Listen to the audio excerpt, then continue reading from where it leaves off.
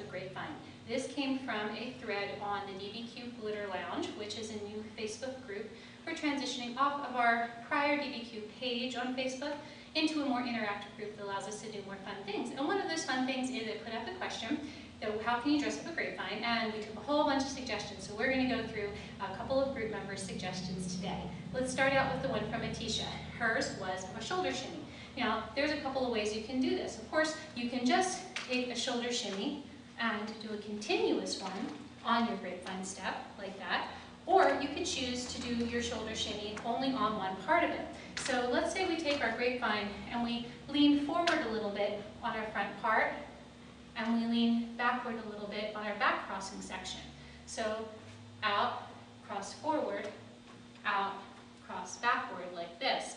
Let's go ahead and put our shoulder shimmy only on our front section. So here, I'm going to go the other direction. Out, forward with the shoulder shimmy, out, back, out, shimmy forward, out, and come back, like that. So that's one, so one of her suggestions. Another suggestion also from Atisha was to put a hip slide on it. So when we're doing this one, we're going to put a hip slide out to the side, level. And for this one, we're going to match this up with where the foot falls. So every time the foot hits the floor, the hip is going to slide out in that direction. So when you put this together, when I step out, my hip goes out this way. When I cross in front, my hip's going to slide this way. Out here, come back, out here, here, like this.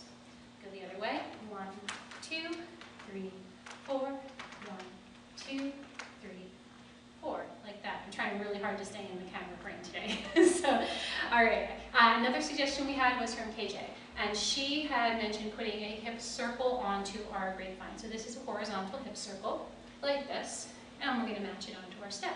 So we're going to take the out step. Here's the front half. I'm going to cross in front, and that's going to let me to lean back here to take the back half of the circle. Out here, cross back, out here, cross back.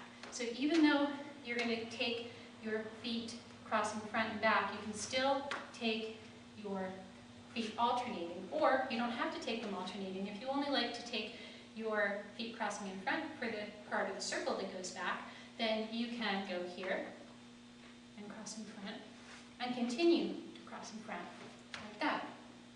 Or you can make it go in an alternating fashion with the feet. So that was another idea one.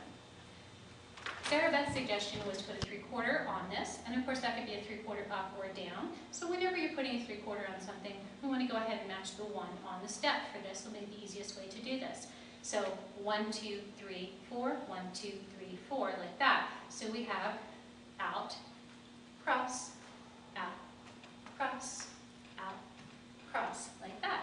And of course you can do your crossing alternating, or you can do your crossing all in the same direction. If you're going in a circle, you're going to travel in a circle with that, then there's ways that you can use the crossing to optimize the smoothness of your circle. Perhaps we'll talk about that in another DBQ. Helen's suggestion was that we put a rib circle on this. So she didn't specify horizontal or vertical, I don't remember, but we're going to go ahead and use a vertical. So for this one, we're going to divide the rib circle into 2 parts, because there's 2 parts to the step. So we're going to take this circle right here, we're going to use this part like this, and then this part like this for the other half. So as I step out, I'm going to bring my ribs up, and as I cross, I'm going to bring my ribs down. Up and down. And again, you can go in the direction, I'm going in the direction of travel. You can go either way. You could also go away from the direction of travel, and that would be fine too. So to go the other way, I could also alternate, or I could keep my cross the same. So whatever works for you. So there's a couple of suggestions that we got from our members. If you haven't checked out the Glitter Lounge yet, please go ahead and do it. It's a public group, so you should be able to find it with no problem under DBQ Glitter Lounge on Facebook, and I hope to see you there.